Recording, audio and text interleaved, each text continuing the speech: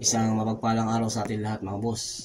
Bali for today's video, meron kaming naka-schedule na tatrabahuin ngayong araw mga boss. Bali yung mga causes ng leak sa mga kisame gawa ng mga linya ng split type aircon mga boss. Bali yung mga kadahilan na kung bakit at saka pamamaraan kung paano siya i-solve mga boss. Stay tuned lang sa pagpapatuloy ng video nito mga boss. May update ko kayo.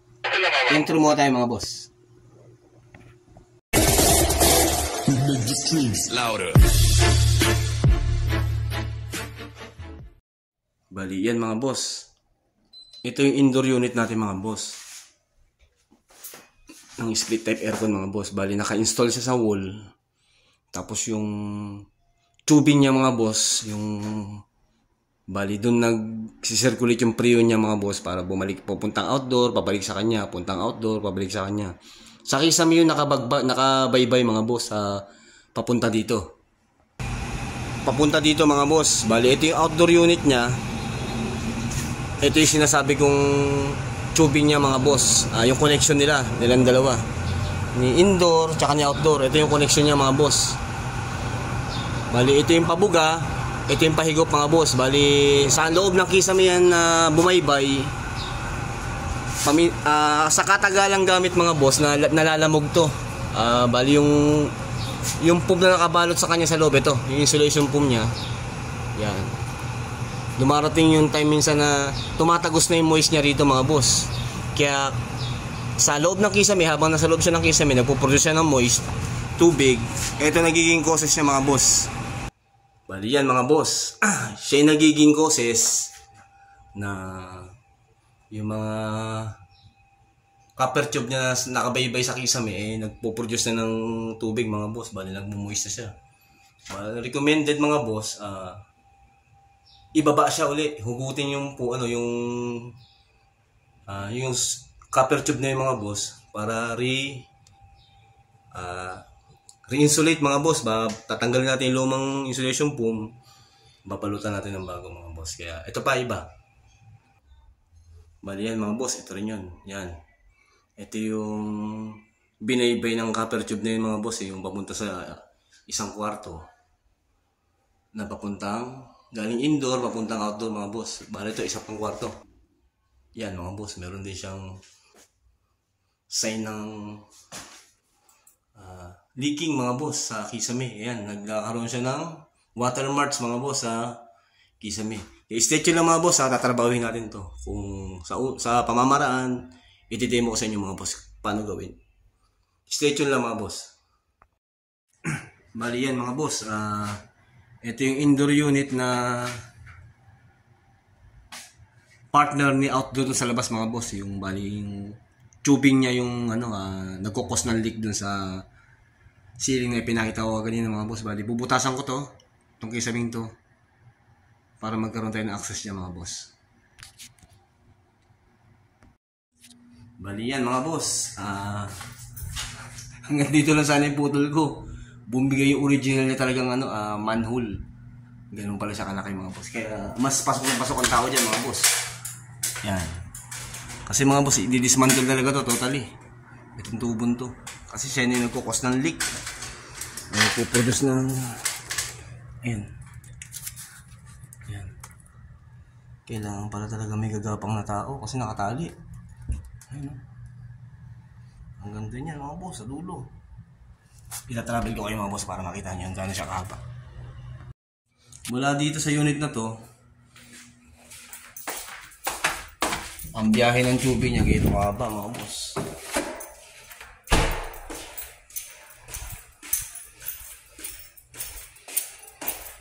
Papunta sa outdoor niya. Lahat ng outdoor unit nasa stairway. Ganun siya kahaba mga boss.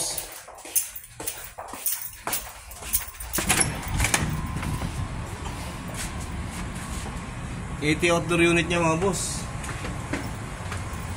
Ito ang outdoor unit niya. Bali ang hihilahin natin ito.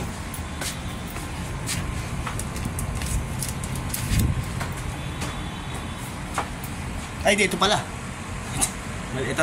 At bali ito yung outdoor unit niya mga boss. Ang hilahin natin ito. Yung tubing na to. Yan. Bali ang mangyari mga boss, ipapump down muna natin to para nang sa ganun yung preyon makulong dito. Para walang problema pag pinaklas natin to. Para pagbalik mga boss, siya pa rin yung preyon na laman niya. Papakawala lang natin pagkabalik mga boss. Bali ito, yung outdoor unit niya. Ganun kahaba. May katulong pala tayo si Tantan. Ayan, what's up? Patulong natin yan. Pinadala galing agency. Bali yan mga boss, nakakonect na yung pressure gauge natin mga boss. Libre na rin yung mga gate valve niya mga boss. Titimbrahan ko lang yung kasama ko ron para siya Christian. Para pagka-trap ng preyon dito mga boss, makikita naman sa indicator, bababa tong gauge na to Yan, bababa yung pinakakamay niya hanggang dito. Pagdating sa zero mga boss, side na side, tsaka natin sasara to mga boss. Ito yung una natin sasara, bababa to, tsaka natin sundan dito mga boss. Pagka isara na rin total yung dalawang to, tsaka natin papatayin yung unit sa kabila mga boss, yung indoor nya. Tabihan ko lang yung kasama ko, tapos proceed na tayo mga boss. Yan mga boss, yung connection ng tubing nya kalas na yan, pati yung connection ng electrical nya mga boss, ready na siya para hilahin. Hintayin na namin yung tali mga boss, para pag hinila yan, nakabuntot yung tali, para pagka binalik siya mga boss, yung tali naman nihila pabalik sa kanya nung papuntang indoor. Ayan mga boss, ready na to para hilahin. Mali yan mga boss, sinsin ko kay Christian tong entrada kasi talagang mahigpit. Nahihigpit yung tubo, hindi siya mahila. Yan mga boss, accessible na siya ngayon. Teka, tanda na nahihila balik yan, diretso na. Yan, bali mga boss, ibinaba na namin yung indoor niya para mas maluwang gumalaw. Nagpabili ako ng lubid mga boss, para yung pinakadulo niya, yung dulo ng tubing yan, nakabulas siya. Para pag hinila namin siya palabas, para pag naibalot na namin yung panibagong insulation po yung mga boss, isa rin itong gagamit naming lubid pabalik. Para yung pagbalik ng tubo rito mga boss, meron kaming access gamit ng lubid ito mga boss. Hilahin lang namin yun mga boss para lumabas na siya.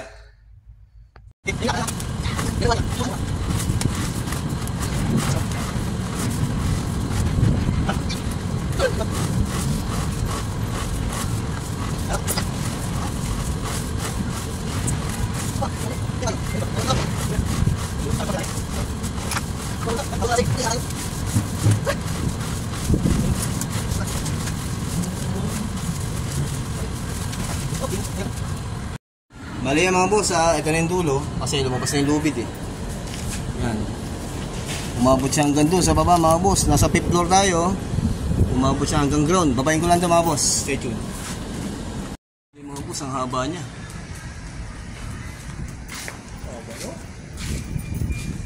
Bali mangyari dito, putulang ko ito. Magdadalawang dugtong kami dito.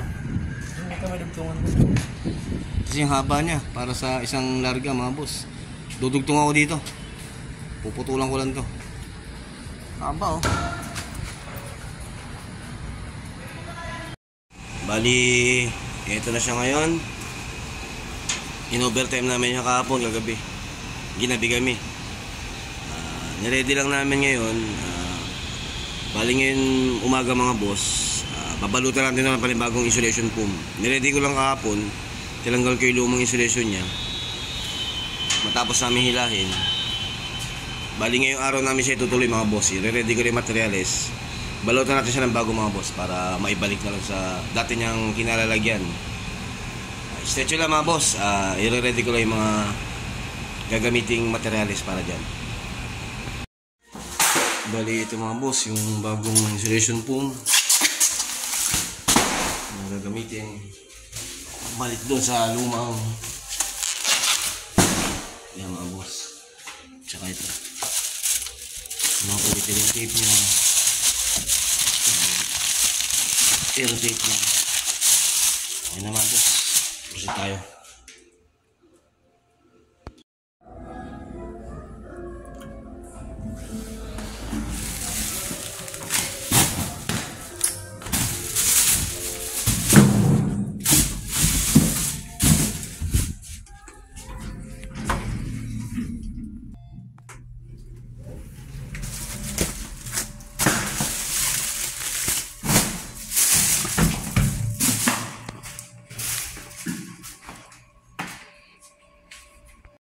bali mga boss, proceed na tayo sa pagbabalot ng re-insulation mga boss. Bali ito yung insulation yung bago. Ilalarig na namin ito mga boss. Unahin namin yung 1/4, susunod namin yung media mamaya mga boss. Haba to, hanggang sa dulo siguro to. Yan, stay tuned lang mga boss. I-prepare na namin to, tapos babalutan natin ng bago to. Ano pala siya, haba niya 29 na 6 feet. 29 pieces sa 6 feet mga boss. Ganun siya kahaba. Kasi kada isang insulation 6 feet ang haba niyan 29 pieces mga boss. Ganun siya kahaba. Stay tuned mga boss. Balutan na namin to. Haba niya hanggang dun. Bali yan mga boss. Bali yung dulo nito, lalagyan natin ito ng rubber, cover na rubber para pagpasok ng insulation mga boss, walang possible na harang dito. Bali yan mga boss, yan, pasok ko dyan. Yan! Okay, fire! Pasok mo na isang insulation. Tapos, proceed na yun, tuloy-tuloy, hanggang doon sa dulo. Yan mga boss, bali kayo na mangyayari dyan. Tuloy-tuloy yan, hanggang doon sa dulo.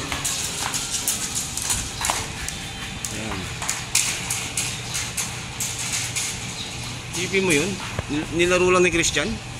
Gaya siya ka pa Gaya Chan, sa dulo okay na yan, gaya balik ka dito. Yan mga boss, balik ganun lang. Tuloy-tuloy, tapos kada connection lalagyan namin siya ng kada hangganan niya. Meron ako aero tape mga boss para talaga walang singal. Mamaya, pakita ko sa inyo pagkabit niyan. Bali yan mga boss, ito yung dulo niya. Ngayon lahat ng tugtungan niya ito, pero kami aero tape doon yan, para pagdikit niya pag sumpong ng ganyan kada dugtungan mga boss. Yan mga dugtungan. Babalutan namin ng aero tape ng mga boss. Ito Chan, gawin mo aero tape Chan. Bali yan mga boss, nakapaglagay na ako ng isa. Tapos si Christian yan, idiin mo ng ganyan dyan. Nakadiin yan, ito lagi tutulak mo. Ito okay na to sige, press mo. Huwag mong batakan yung tape, tamang alalay lang yan. Idiin mo ganun. Yan. Bali lahat ng dugtungan mga boss ganyan ang gagawin. At ito tutulak mo dyan, papunta sa kanya. Lagi papunta ron. Yan mga boss. Yan. Sobrang konti lang. Tutulan mo. Tapos ganun lang yan mga boss, hanggang sa dulo. Tapos maya yung isa, yung partner niya, yung media, 1/4 to yung media naman susunod natin. Bali yung putol-putol yun, kasi napakataba niya masyado. Bali mga boss, ito yung niya, thickness niya 1/4. Yung taba ng tubo, media, yung size ng po mga boss. Bali yan mga boss. Bali yung niya, yung partner niya, yung medyang tubo, susunod namin yung mga boss pagkatapos nito. Okay na yung 1/4 natin mga boss. Yung mga dugtungan na rin siya. Bali ito yung pares niya mga boss. Yung di medyang tubo mga boss. Medyo mataba-taba to. Balibasa mataba siya. Napipi yung iba mga boss. Kaya mangyari, dugtong-dugtong ang gagawin namin dito. Maganda lang namin yung hinang. Okay din naman siya mga boss. Kaya yan. Ayun yung bali yung insulation niya isa. Iba yung balot niya. Iba rin yung balot na itong 1/4 mga boss. Yan. Bali ito yung discharge mga boss. Liquid line. Ito naman yung sanction niya mga boss. Gas line.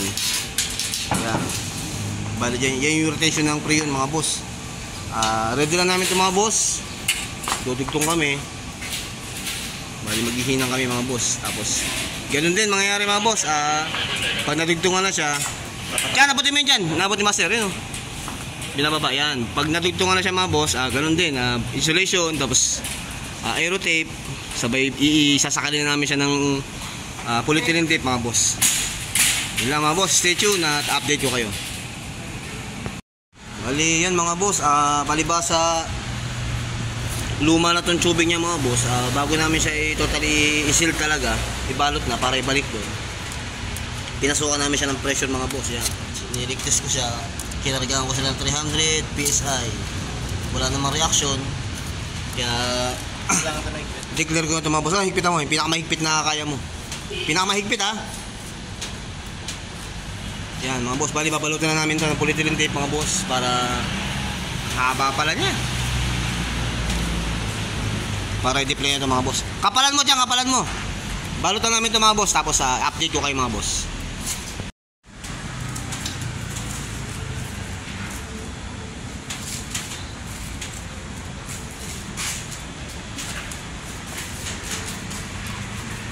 Bali yan na mga boss, nagsabay na kami para mahaba kasi yan. Schedule lang mga boss.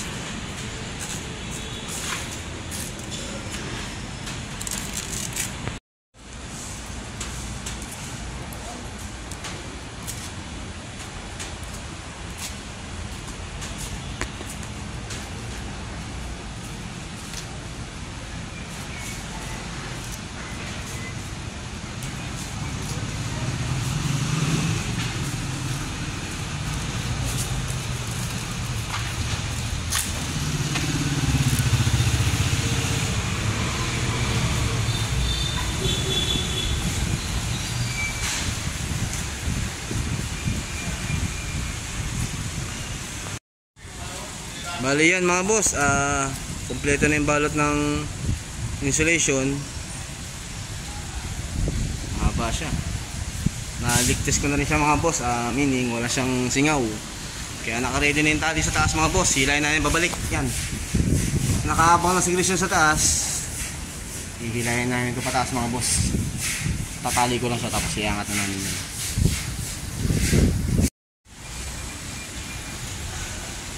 Naiakit na naman yung halos wala pa sa kalahati.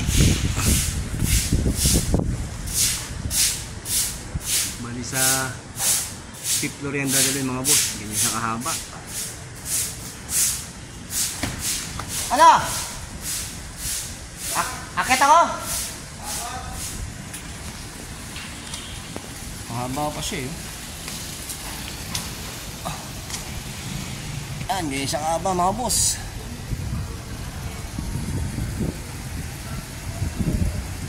Stay tuned lang, na-timingan namin ito mga boss para makarating sa 5th floor.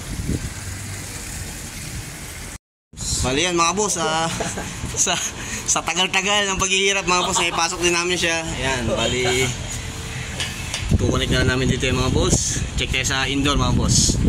Okay na tayo rito. Bali yan mga boss, ito yung indoor naman niya mga boss. Yan. Kasama natin si mga boss, si Andy LTV mga boss. At may backup din tayong dalawa, si Tantan at saka si Joseph mga boss. Yan. Kailangan natin ng backup eh. Medyo mga natuturabaho ito mga boss. Steady lang mga boss, ipipix na namin to para okay tayo sa alright. Madugong trabaho to mga boss.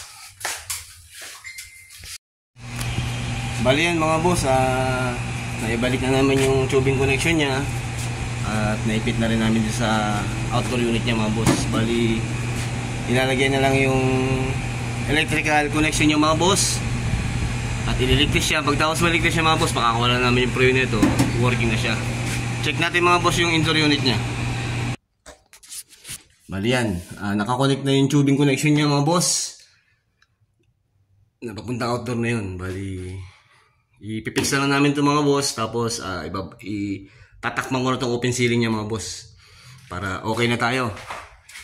Bali, yun lang mga boss. Sana nakapagbigay idea, kaalaman sa paano namin sinolve mga boss yung problema na natural naman kay split type mga boss. Kasi yung tubing niya katagalan talaga. Pag hindi maganda yung pagkakabalot ng insulation foam niya, tsaka yung sa tagal na rin ng gamit, nalulusot na siya mga boss ng yung moist na napoproduce ng tubo mga boss.